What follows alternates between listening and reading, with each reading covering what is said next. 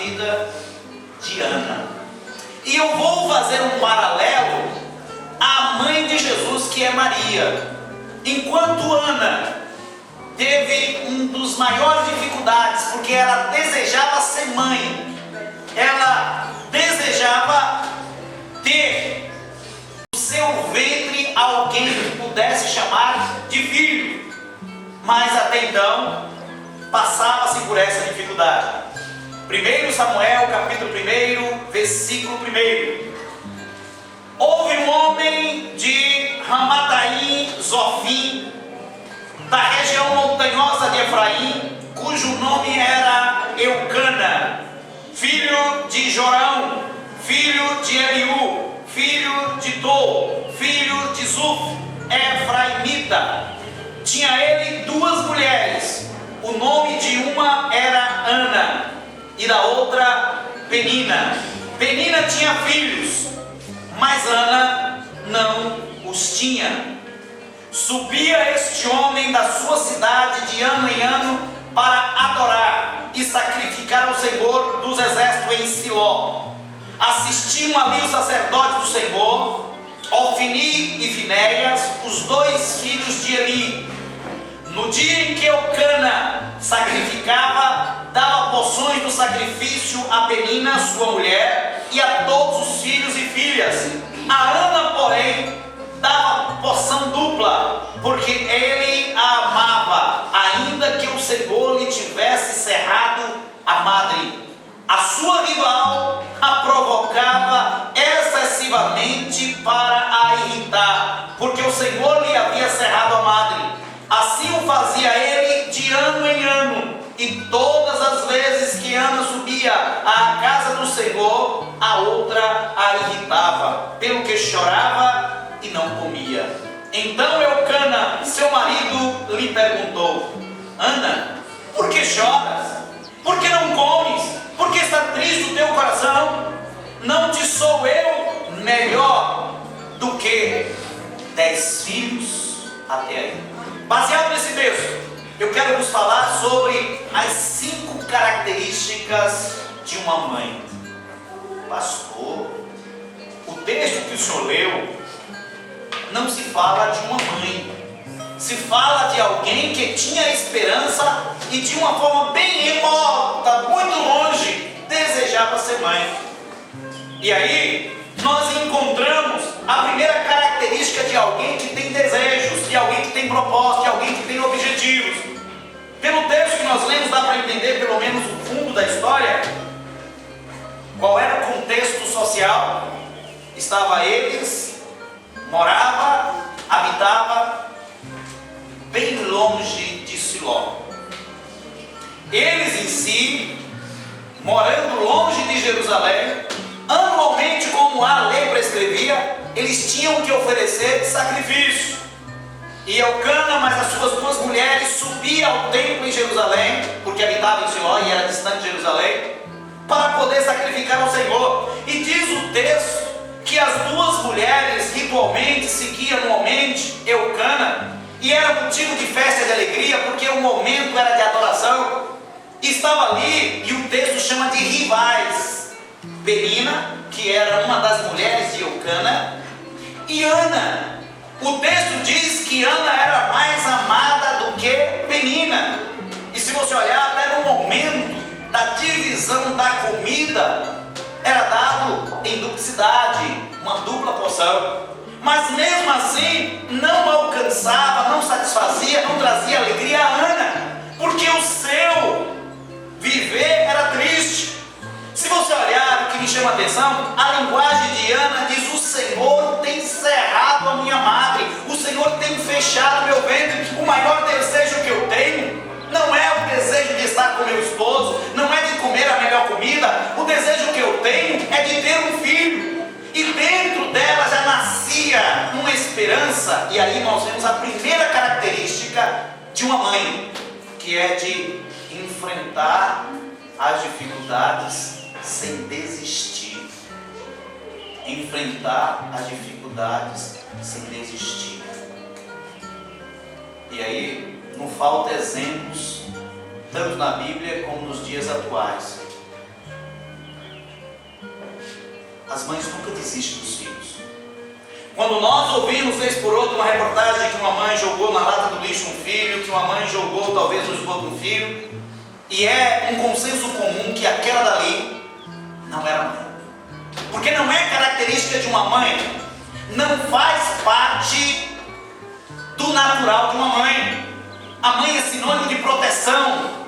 A mãe muitas vezes na partilha de um bolo, de um único bolo, onde tem 10 filhos e só tem 10 pedaços, ela abre mão do bolo que ela mais gosta, do bolo que ela mais ama, do bolo que ela mais se delicia. E se for de chocolate, a primeira coisa que ela diz, o que é? Não gosto de chocolate, eu estou até na dieta e não estou querendo comer. Ela abre mão do que mais gosta. Mas abre mão do que mais gosta não é pelo esposo, não. Abre mão pelo que mais gosta não é por uma festa ou algo parecido. Abre mão do que ela mais gosta por filhos.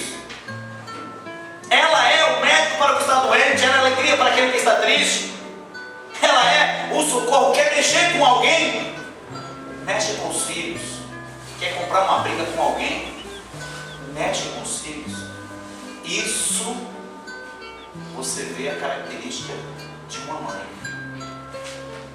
A mãe em si, ela enfrenta as dificuldades, ela não se entrega. E Ana naquele momento, e o texto diz que anualmente eles subiam a Jerusalém para sacrificar, e Penina a irritava. Penina diz que fazia de tudo para humilhar. Eu posso até visualizar. Você já imaginou Ana, mesmo sabendo que era amada pelo seu esposo, mesmo sabendo que declarações e juras de amor era frequente, você já imaginou? Quando Elcana disse: ô Ana, por que tu não comes? Por que está triste? Eu te dei a porção dobrada da comida, do melhor. Tu não sabe que o teu amor, ou o meu amor por ti, equivale ao quê? Pelo amor de Deus, aí é exagero dele. Ele não sabe o que é o amor de quê? De uma mãe para com o filho. Porque para um homem dizer isso, te diga a verdade, era convencido até as últimas horas. Eu sou convencido de muitas coisas, mas te diga a verdade, ele até demais. Dizer: Ana, o meu amor por ti, o amor que eu disponibilizo para ti, aquilo que eu oferto a ti, equivale a 10 filhos. Mas Ana em si não estava satisfeita, e ela não ia jamais aceitar com naturalidade, mesmo ela dizendo: o Senhor cerrou, fechou a minha madre, mas eu tenho um propósito, eu quero ser mãe, eu quero pegar nos meus braços aquele ser tão pequeno. E vou mais adiante, Deus sabe no fundo do meu coração o porquê que eu quero ter um filho. Primeira característica de uma mãe é enfrentar o que for, mas nunca se entregar à realidade. Sempre ela vê com outros olhos a situação. Ela pode nunca entrar numa escola para estudar, mas ela quer o melhor para o seu filho. Quantas mães que nunca fizeram um curso superior, mas o maior desejo é ter um filho com um curso superior. Muitas vezes ela nunca teve uma profissão, mas o maior desejo é que o filho tenha o quê? Uma profissão. Muitas vezes ela não sabe escrever nem com ó com copo, mas o desejo é que os filhos sejam alfabetizados. Este é o desejo de qualquer mãe. Segunda característica, e aí vem a segunda característica de uma mãe, é a humildade e o quebrantamento. Vê o que foi que Ana propôs, diz que orou ao Senhor naquele dia, ao chegar no templo, e aí nós temos que entender algumas coisas, o que estava acontecendo naquele momento. Quem era o sacerdote daquela época? Eli. Se você olhar bem claro, Eli, que era o sumo sacerdote, tinha os seus 2 filhos como ajudante, Ofni e Finéias. E qual era a situação religiosa naquele momento? Era a pior possível, irmãos. Havia uma corrupção, havia um declínio religioso espiritual. E Ana, quando colocou no seu propósito de pedir a Deus um filho, ela estava em primeiro lugar, não olhando o lado dela, mas olhando a próprio reino de Deus.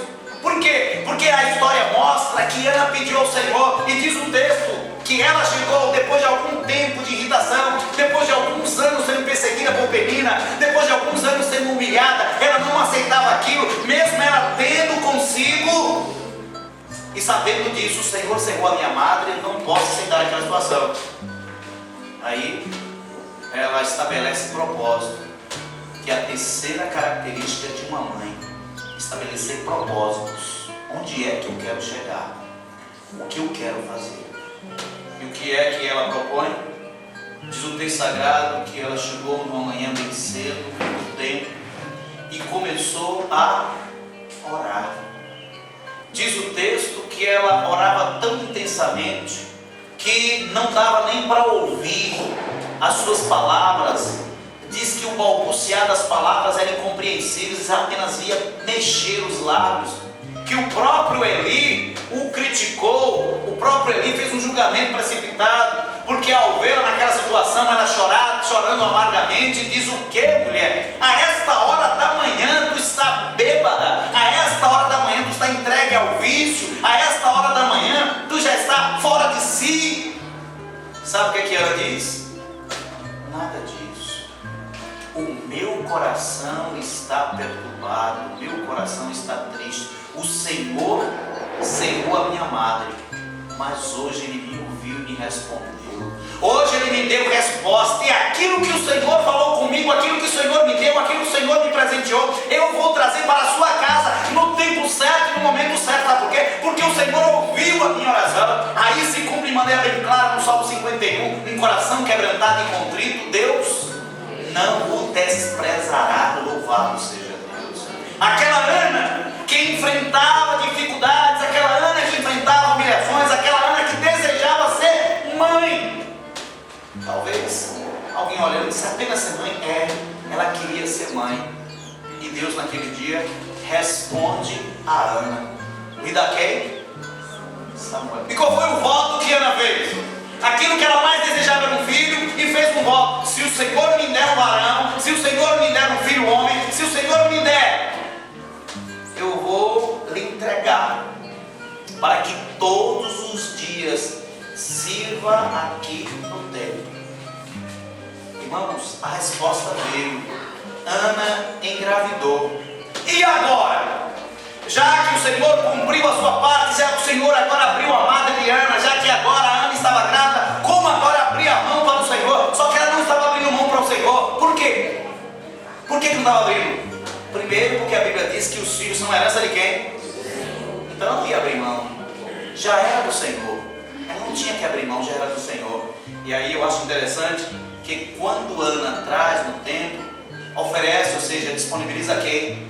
Diz assim a Eli: ó, eis aqui aquele filho que um dia eu orei, aquele filho que um dia eu apresentei, aquele filho que um dia o Senhor me deu, e hoje agora eu ofereço. E se você olhar na própria história de Samuel, que foi um dos maiores sacerdotes do Antigo Testamento, foi um dos maiores juízes, foi aquele divisor de água, foi Samuel que ungiu a Saul, foi Samuel que ungiu a Davi, foi Samuel o conselheiro de todo o reinado, onde estava passando por uma fase de transição, e uma das maiores transições. Por quê? Porque o rei de Israel não existia, não havia um líder. As nações tinham um rei, as nações tinham aquele líder que ia à frente das batalhas, Israel não. Aí é quando o povo em si chega lá para Samuel: nós queremos o quê? Um rei. As outras nações têm um rei. Samuel foi esse divisor de água. Mas vamos voltar à mãe de Samuel, Ana, que apenas estava ali como uma precursora da história, apenas estava ali como um luzeiro para poder dizer: olha, o que eu quero para o Senhor, Ele vai me responder. E aí vem a quinta e última característica de uma mãe,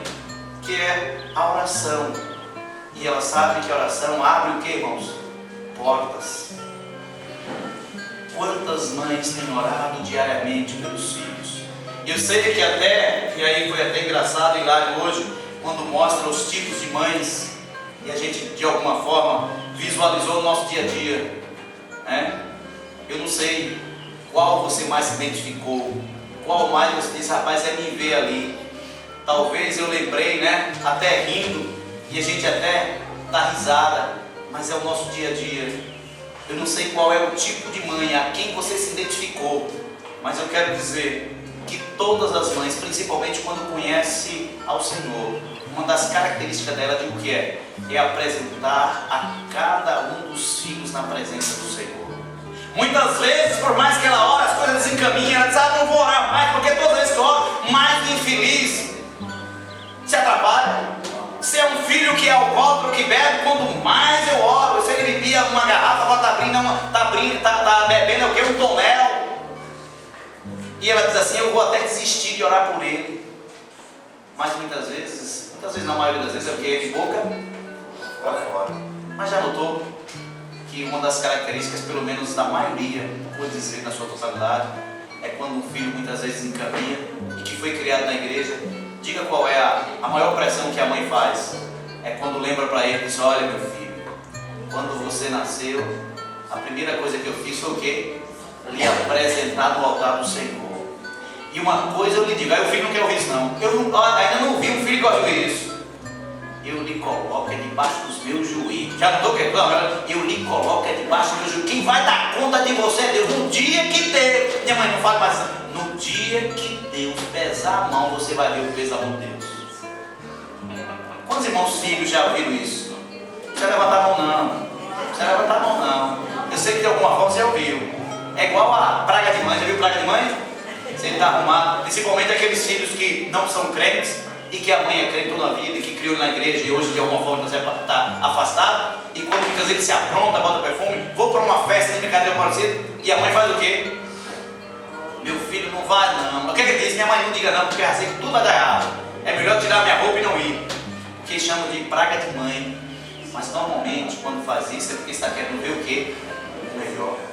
Como eu disse que ia fazer um paralelo com Maria, a mãe de Jesus, que é um dos maiores exemplos também na Bíblia, porque enquanto Ana desejava um filho, Maria foi um contexto diferente. Não que ela não desejava, mas ela não pensava em hipótese alguma que ela seria escolhida para ser mãe de quem? Do Salvador. Imagine só, de maneira inusitada, de maneira ímpar. Chega um anjo para Maria e diz assim, salve agraciado, o Senhor é contigo, bendita sois vós entre as mulheres, bendito o fruto que está no teu ventre. E o nome dele será chamado Jesus, porque ele salvará o seu povo dos seus pecados. Você já imaginou alguém agora num contexto, irmãos, totalmente adverso? Por quê? Por alguns motivos. Primeiro motivo, como é que você engravida sem ter nenhum contato físico com nenhum homem? Qual é a primeira coisa? Você ser sentenciado a quê? A morte. Porque José em si poderia, era uma honra para o marido ou para o suposto noivo dizer para a família, está grávida e não é meu. Se você soubesse o respeito que criava-se na comunidade por aquele homem que denunciava, José estava agora com o que, irmãos? Com a faca e o queijo. E diz o texto, e por isso que chama de José o justo. José está assim o texto, e José intentou no seu coração deixá-la secretamente para não inflamar, para não magoar, para não ferir, para não levar ela ao apedrejamento. Aí quando o anjo do Senhor lhe aparece em sonho, diz o que? José, não intentes deixar Maria tua mulher, porque o que está nela gerada foi escolha, foi propósito, foi o cumprimento de uma palavra lá no Antigo Testamento, lá no Gênesis. Porque quando o homem caiu, estava separado de Deus, a maior promessa da Bíblia ali foi dito, olha, da semente da mulher nasceria um que pisaria na cabeça da serpente, e era escolhido de uma mulher, e esta mulher é Maria. Esta mulher é a tua esposa, esta mulher é aquela que é a tua pretendida, não a deixes. E agora Maria foi escolhida por Deus. E aí quando você ouve e lê a oração de Maria, Maria que se colocando também como serva, que diz, cumpra-se em mim o desejo, os desígnios de quem? De Deus. Aí nós fazemos um paralelo entre Ana e Maria. Enquanto Ana recebeu o presente de Deus e deu para a glória do Senhor como sacerdote, diz, olha, eu agora estou ofertando no templo aquilo que Ele me deu, que era o máximo que eu queria. O meu esposo me disse, olha, o meu amor por ti equivale a 10 filhos. Ele não sabia o que estava dizendo. O meu esposo me dava porção dobrada da comida, imaginando que me agradaria. O meu esposo me fazia todos os mimos, mais do que a Penina. O meu esposo disponibilizava o seu amor, o seu carinho, o seu respeito por mim, para deixar bem claro, mas nada disso me satisfazia. Mas no momento que o Senhor respondeu a minha oração e me deu a Samuel, eu também quero trazer voluntariamente para poder ofertar como uma dádiva ao Senhor. É um sacrifício da minha parte. Eu vou abrir mão do meu convívio com meu filho, mas eu quero dizer, tudo isso eu estou fazendo para a glória de Deus, o Deus de Israel. Agora imagine só uma mãe trazer um filho, possivelmente na sua adolescência, algo que chega a dizer que talvez 10, 12 anos, quando ela trouxe a Samuel, e chegar ali agora e dizer, olha ali, eu estou trazendo aqui meu filho, para poder ser o quê?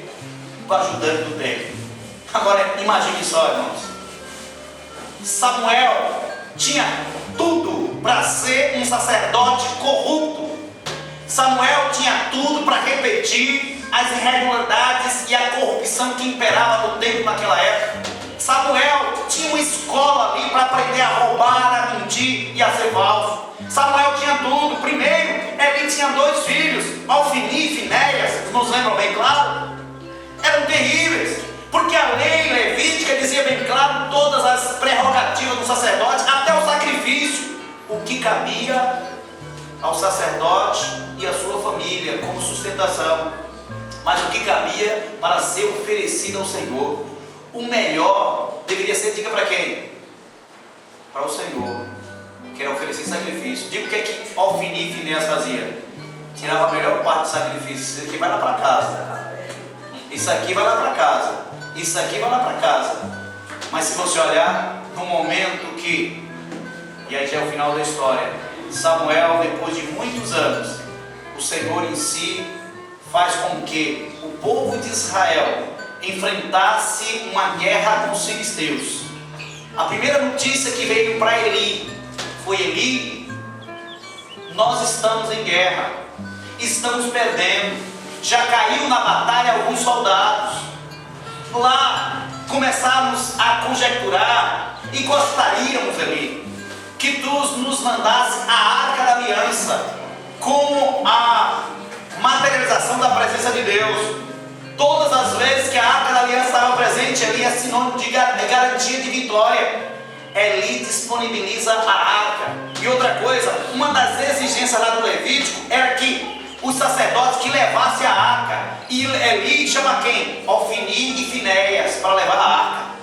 E diz o texto sagrado que a arca foi, só voltou a notícia. E qual foi a notícia? A Bíblia diz que Eli, gordo, obeso, estava sentado num banco quando alguém trouxe lá a notícia: Eli, perdemos a guerra.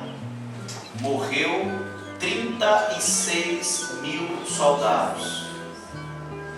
Os teus 2 filhos morreram e roubaram a arca. Diz que a notícia foi tão triste, tão impactante, que Eli caiu para trás e quebrou o pescoço. A nora de Eli, que era a esposa de Finéias, ao ouvir a notícia, estava possivelmente 8º ou 7º mês, disse que entrou em trabalho de parto. E foi tamanho o trabalho de parto que ela veio até a falecer. E na hora que a criança nasceu, alguém perguntou: bota o nome de quem? Diz que os últimos suspiros dela foi: coloca o nome dele de Icabode. Alguém perguntou: por que Icabode? E ela disse: Icabode quer dizer foi-se a glória de Israel. Imagine só. Samuel estava vivendo nesse contexto. Ele tinha uma escola de corrupção, ele tinha uma escola que levava qualquer pessoa a se corromper. Mas uma das coisas que estava enraizada na vida de Samuel era o exemplo de quem? Da mãe que lhe ensinou as primeiras letras, da mãe que lhe ensinou a obedecer a Deus, da mãe que lhe ensinou a ouvir o Senhor, da mãe que lhe ensinou a dizer assim: Samuel, não tem coisa melhor do que obedecer, do que ouvir, do que estar, sabe o que? Voltado na lei do Senhor.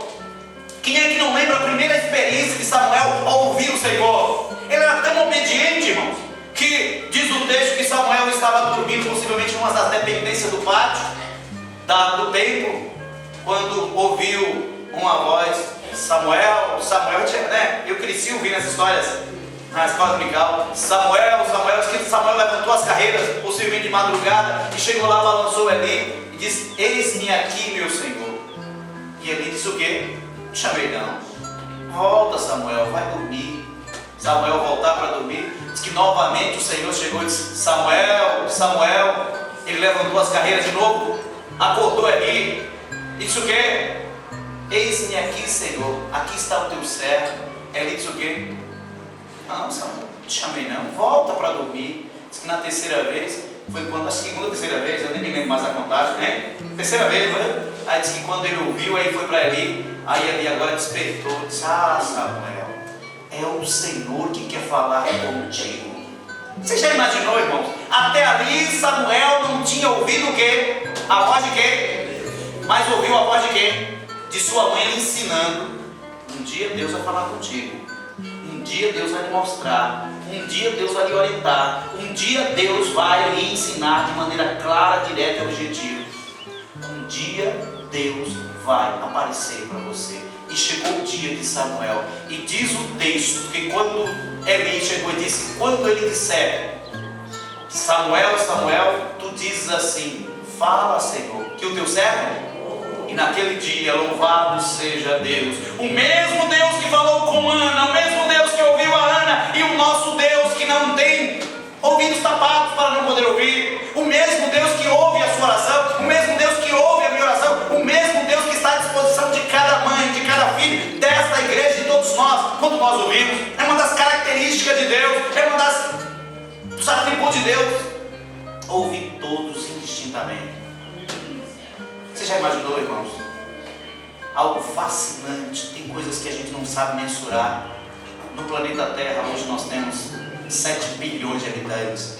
Se todos os 7 bilhões de habitantes fizessem uma oração ao mesmo tempo, cada um pedindo uma coisa diferente, Deus ouviria de maneira personalizada a cada um. Louvado seja Deus. Você já imaginou a grandiosidade? Você já imaginou? Enquanto o macho está pedindo para crescer, enquanto o gordo está dizendo para emagrecer, enquanto o macho está dizendo para engordar. Imagine só, que parafernália de pedido. Mas o nosso Deus responde às nossas orações de maneira personalizada, distinta. Louvado seja Deus. Como ouviu a oração de Ana e respondeu, ouviu a oração também de Maria. E qual foi a oração de Maria?